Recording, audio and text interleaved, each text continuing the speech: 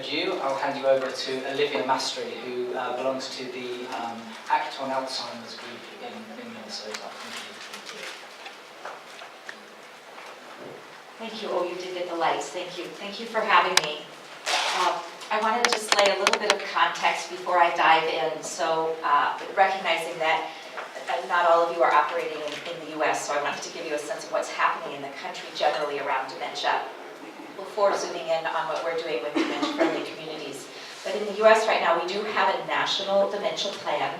It was adopted in January of 2011. And essentially that sets forth a number of recommendations, and there are federally driven activities. But there's really nothing that can happen at that level without pushing down to the state level and seeking states to adopt their own dementia plans, including plans related to dementia-friendly communities. And so in our state right now, we have about 35 of our 50 states that have adopted dementia plans. Some of them are in very early stages. Minnesota is probably the farthest along in terms of implementing the plan. So that just gives you a bit of landscape.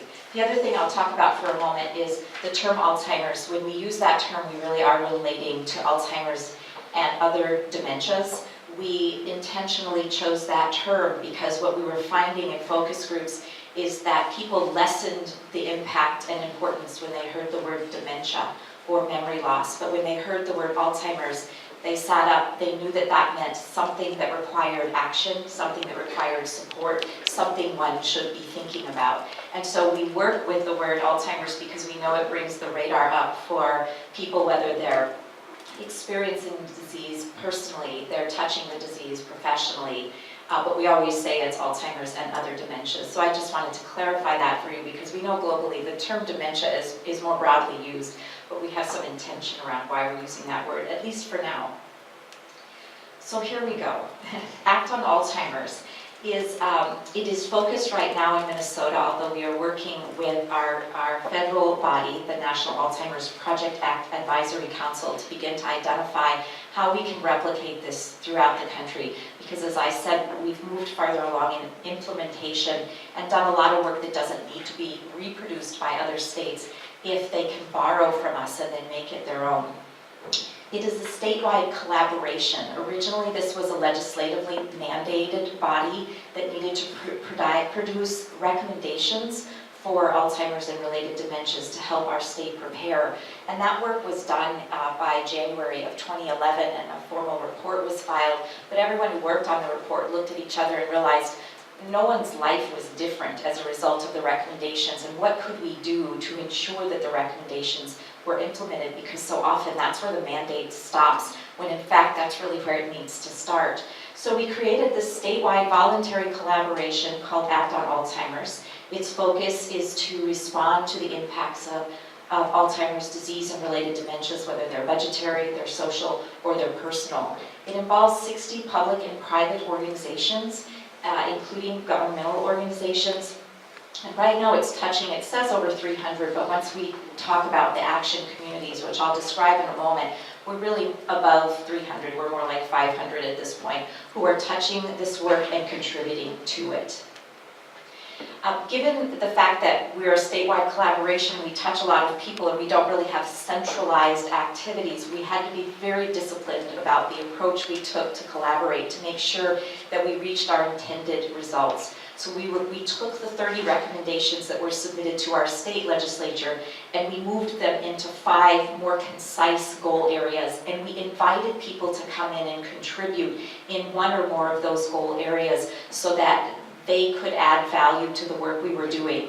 And that's really been very helpful. We haven't detracted from these goals because that's kept us on schedule. In each group, there's about 25 to 30 individuals we would say are experts in the field, and the definition of expert changes depending on which goal circle you're in. But they've come together, they've set their own milestones and benchmarks of what they want to produce. And I'll be zooming in mostly on the equipping communities aspect, but before I get there, I just want to lay the broader foundation, because we knew that if we tried to focus on only one of these goals, we wouldn't get the kind of systemic and social change we were seeking. So we often refer to ourselves as swarming the issue of Alzheimer's, swarming it from all directions so that we can leverage change comprehensively. And I'll just quickly go around what they're called, and I'll tell you a little bit about what each group is producing, but then I'll spend my time in the equipping communities.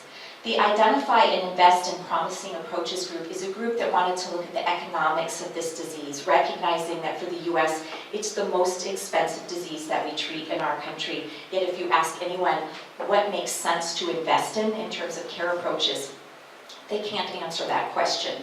So what we wanted to do is create a path or a model for how can we begin to economically test the value of care interventions and caregiver supports in our community in order to build a business case for those who might be investing in them, so that health systems and health insurers would begin to step up and provide these types of services to people with Alzheimer's and related dementias. So we created a unique micro simulation model that does economic modeling using our own state's data about people with dementia, and we ran one intervention through it. The care approach we used was called in-person caregiver support. It comes out of the New York University Caregiver Intervention Model, and the author of that, or the research around that, is Mary Middleman. So the intervention that we modeled was not an intervention for the person with the disease, but for a caregiver.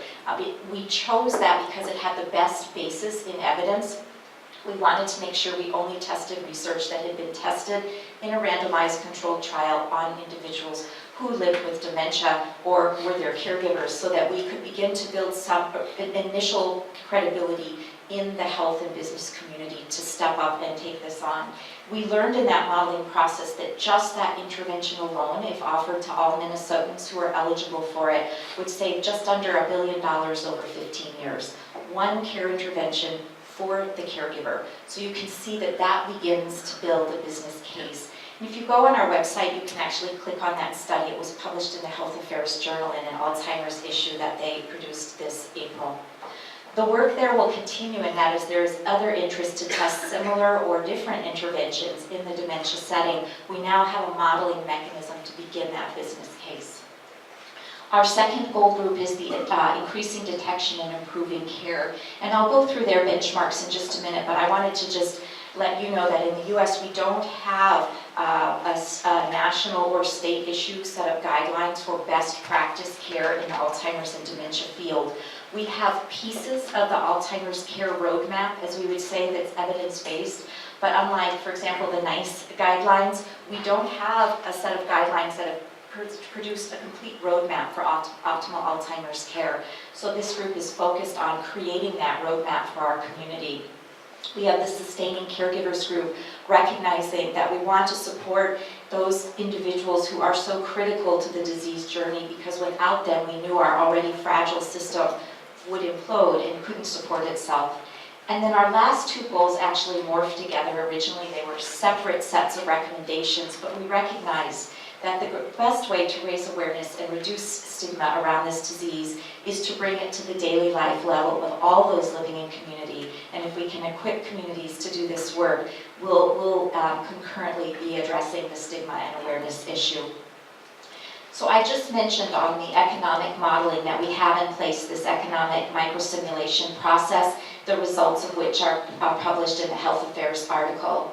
On the detection and quality healthcare group, just some things that they've produced that again help feed what the community support and resources look like, is they have created now a set of provider practice tools that are consensus-based. They take all the pieces of evidence basis in optimal care and put it together in one roadmap or algorithm. And they do it for a number of audiences. They do it for the primary care physician as well as the healthcare team. They do it for the care coordinator. They offer one for the community-based service provider. And then we've also moved upstream and developed an interdisciplinary dementia curriculum. We were finding that universities weren't teaching dementia, even in those courses that were intended to have a focus on geriatrics. And so practitioners were coming into the field not equipped to see what they see most often in their older adult patients, and that was the onset of cognitive impairment. So we created a peer-reviewed interdisciplinary curriculum for our universities to use.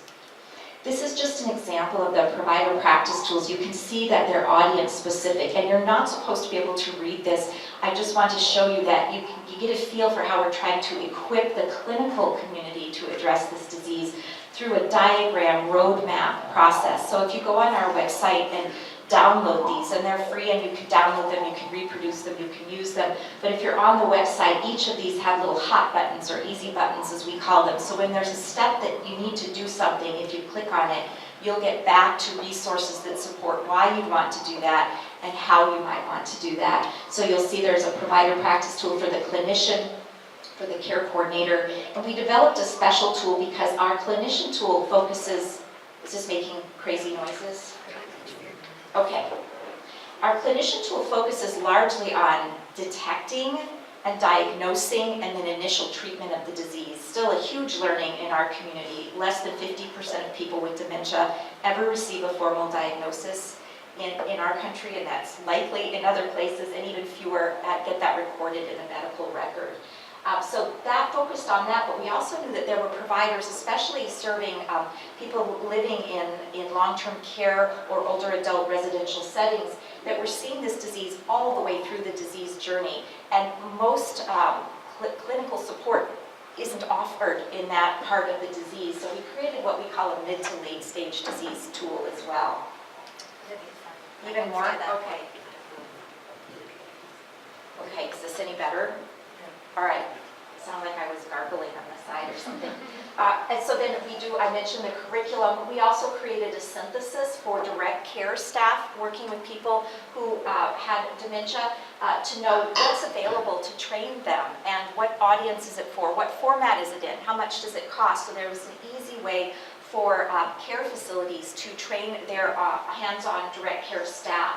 And then our last piece was for the community-based organization, serving people not in a clinical way, but in community and ideally in partnership. Am I still gargling? Is it okay? I can also yell.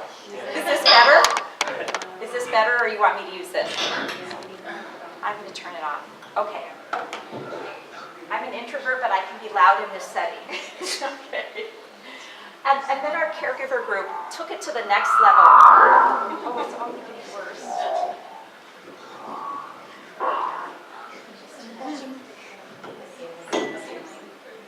Okay, can I try again now? All right, our caregiver group took this to the next level and took all of our roadmaps and created an after a diagnosis roadmap so that the last audience, but probably the first and most important audience to receive this roadmap, is the person with early stage dementia or newly diagnosed and their care partner. And so they too are equipped with the same roadmap, but it's put into the perspective of what would I ask for if I have this disease? What should I expect and what should I be inquiring about?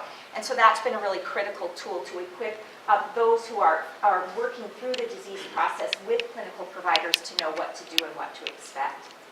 So then this takes us to those last two goals, and this is where I'll do a bit of a deeper dive in terms of how do we equip communities and raise awareness at the same time. And what we were looking at when we first started this work in 2011 was we looked across the field, and it is a global field. There's really far less to look at in the US than there was outside of the US.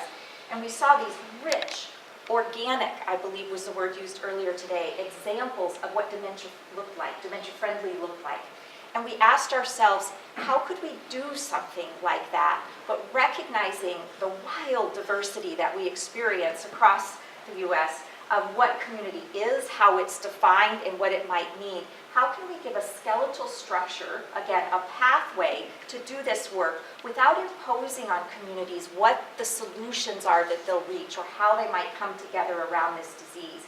So give them a resource of libraries and a roadmap, but then give them just some technical assistance along the way and allow them to come up with their own solutions. So that was our goal, and in doing so, we created what we call a community toolkit that's fostering dementia-friendly communities.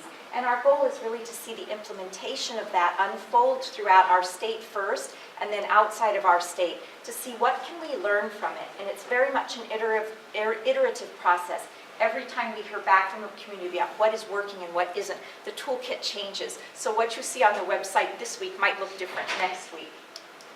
So the first thing we learned is that words don't very well describe dementia-friendly community, but pictures can be more helpful. And I did litter the tables with brochures that have this picture on the inside, so if you're looking for a close-up version, you can see them right on the table. But what we identified is we have cross-cutting aspects of dementia-friendly and then sector-specific aspects of dementia-friendly. And we designed it this way specifically because we were hoping communities would work across all sectors, but we also recognized that not every community would.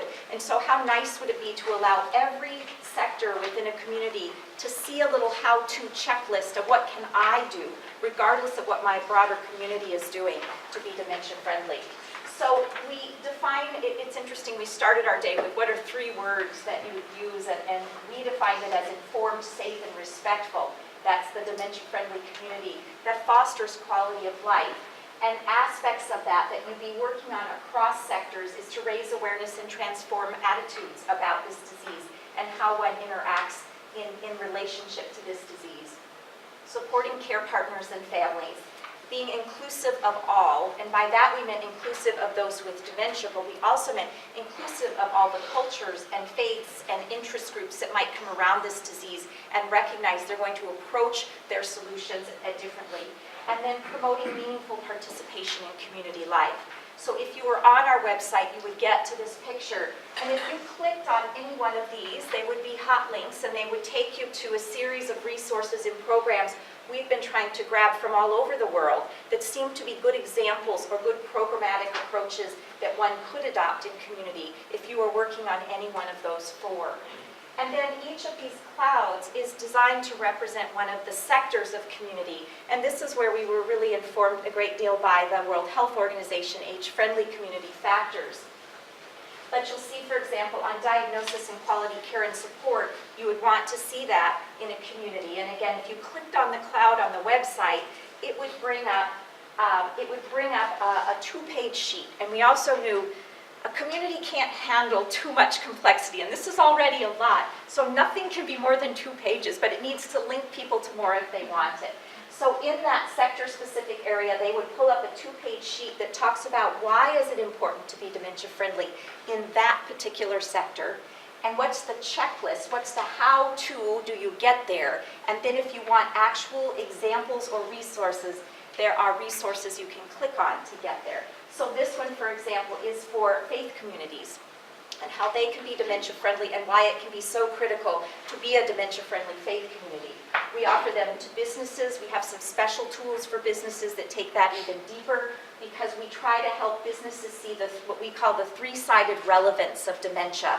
The employee who is giving care to a person who is experiencing or living with dementia, the customer who has dementia or their care partner who is accompanying them in a transaction, and then the employee who may begin to experience early impairment and you would need to make reasonable accommodation of that individual. So that's the way we approach business.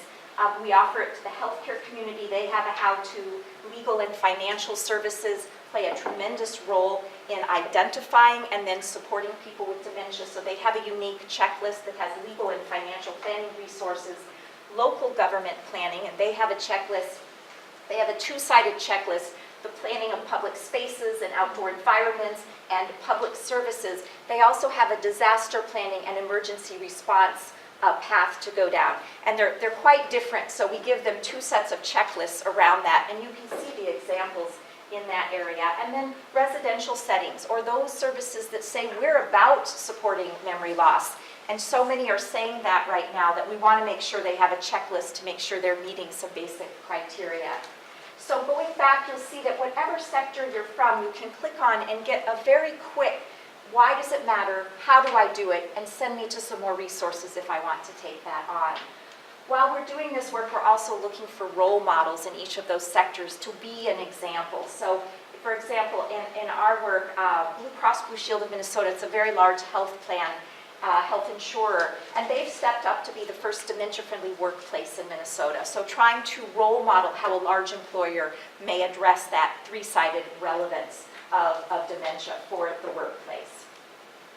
So in addition to offering content to our communities, because we know that it's important to know, 1, why dementia-friendly is important, 2, how do I do it from my own sector, 3, how do I do it across the community? we wanted to offer them a process to allow them to do it together, so it didn't become an isolated or organization by organization activity, but instead communities had a framework for coming together. Now, we would think that that would be, easy or everyone would know how to do it, but research tells us communities aren't that good at it. They sometimes need a little help, but if you give them a little help, they can be quite good at it.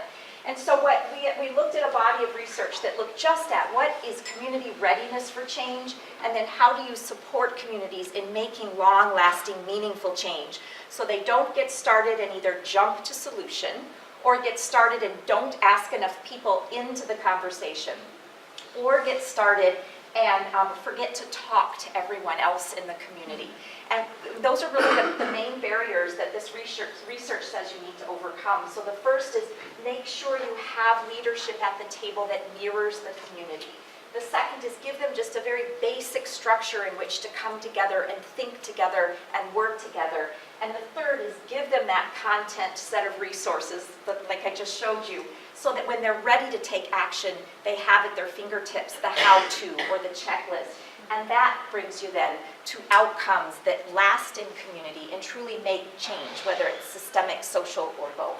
So that was the research that we based our process toolkit on. And then we gave it 4 phases. This reflects that research. So phase 1 is what we call the convene phase, bringing that mirror of community together.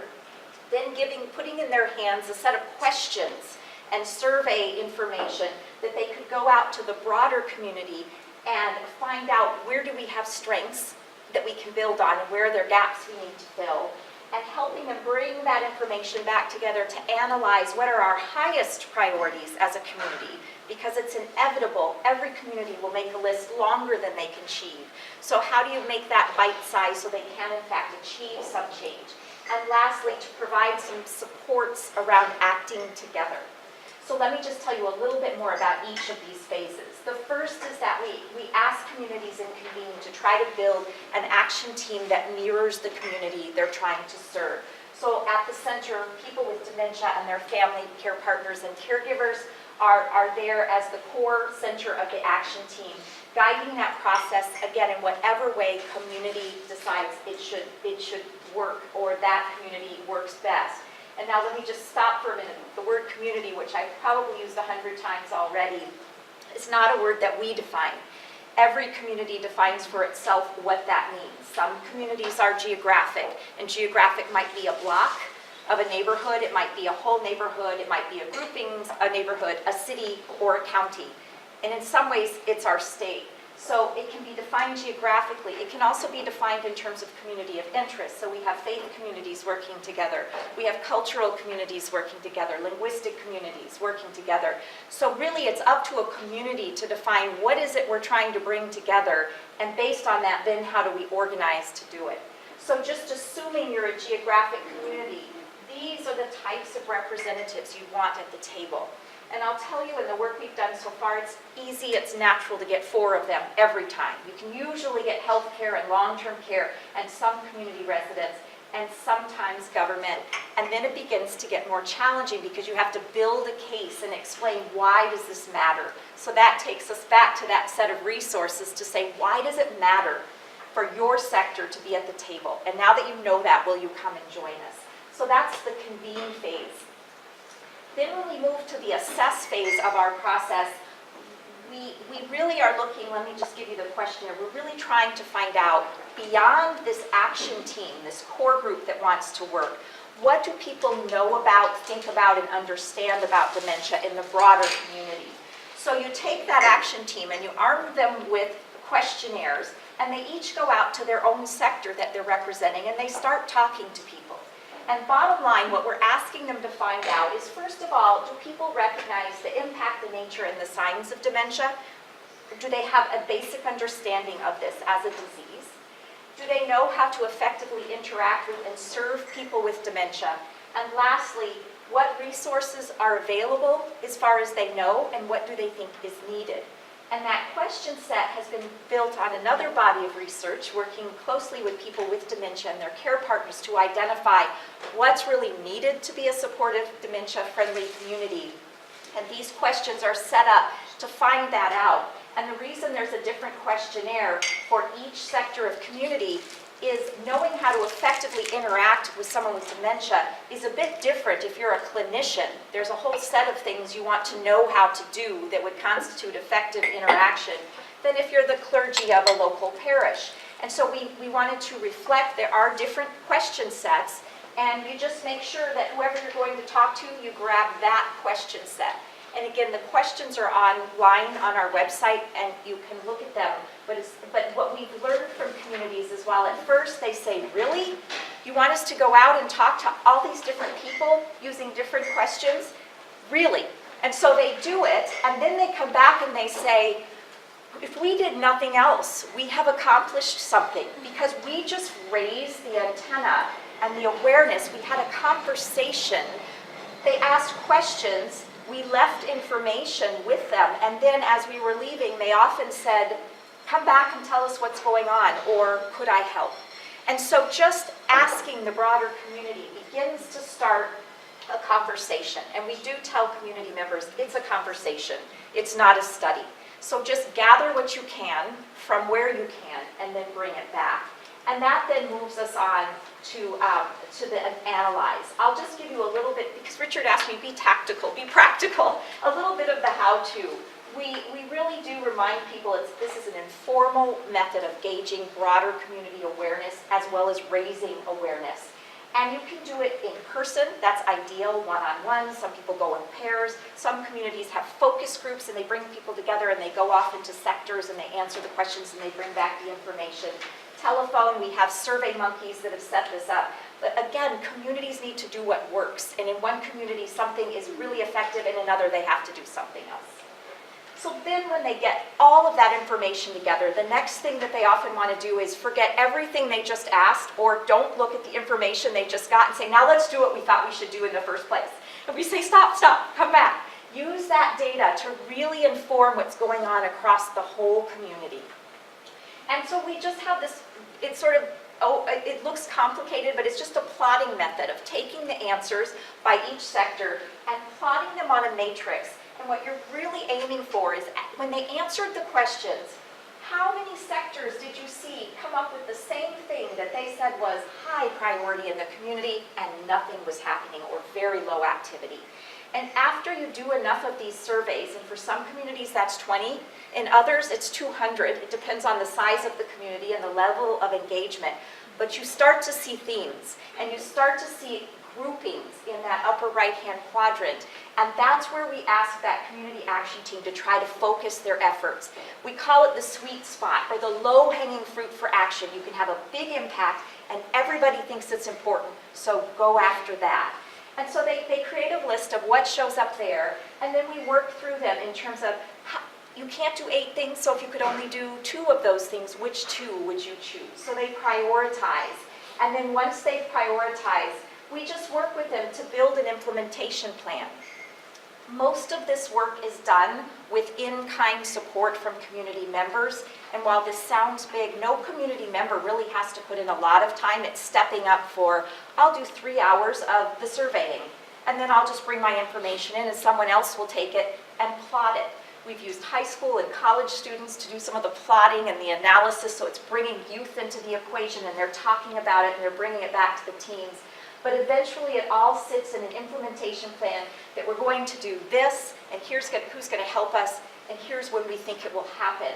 And then what we try to do throughout the entire process, because again, the research tells us that communities will thrive more in this work if you give them just a little bit of technical assistance along the way. So with the convene, we really encourage them to slow down and bring people together. And some communities do interesting things like community kickoffs and forums where they bring in the elected officials as well as the local community residents, and they have a person with dementia speak to the group. So we help them with that. We also provide them with the survey questions and encourage them to practice before they go out and give it a try and then go out and they bring it back. We help them synthesize the results.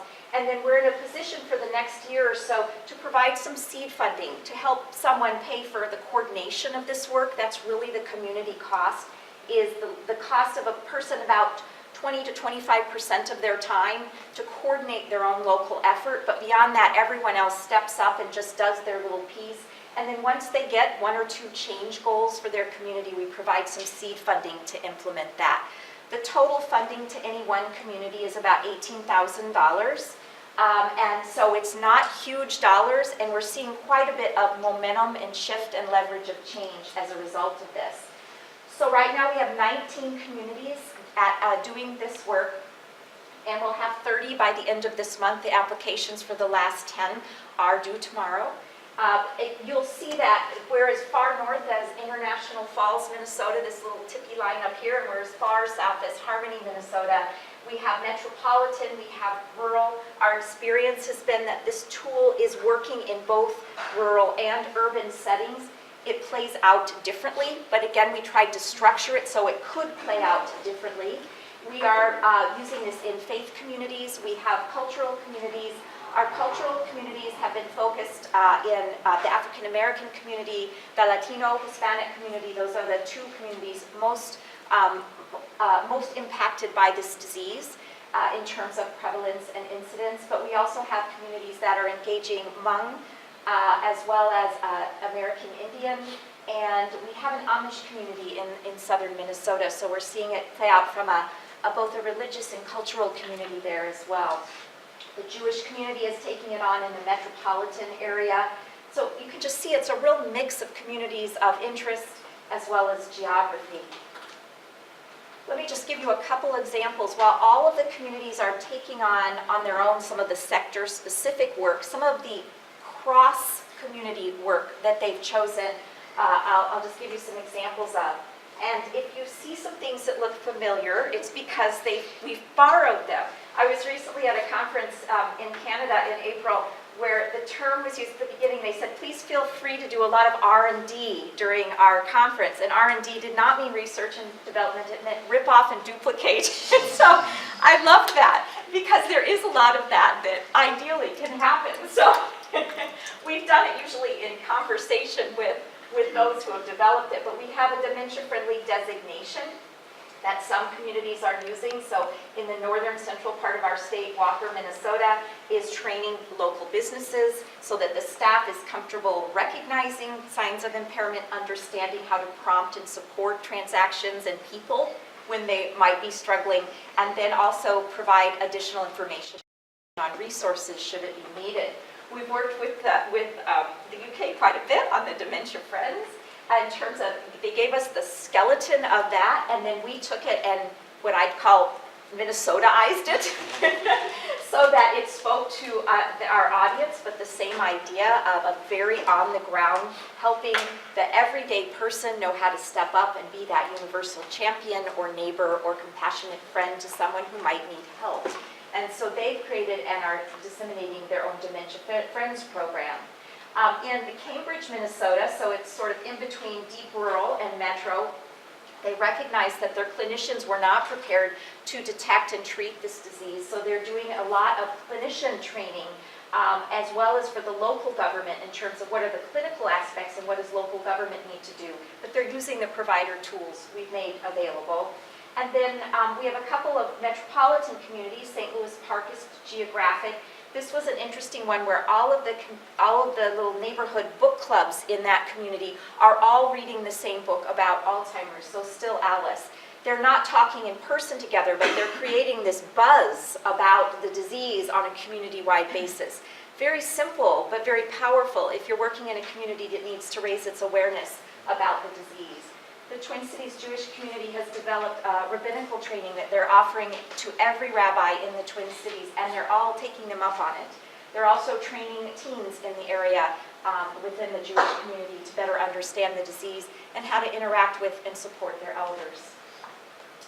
So the last thing I'll share with you is we've done this enough to know some things, and we need to do it more to know a lot more.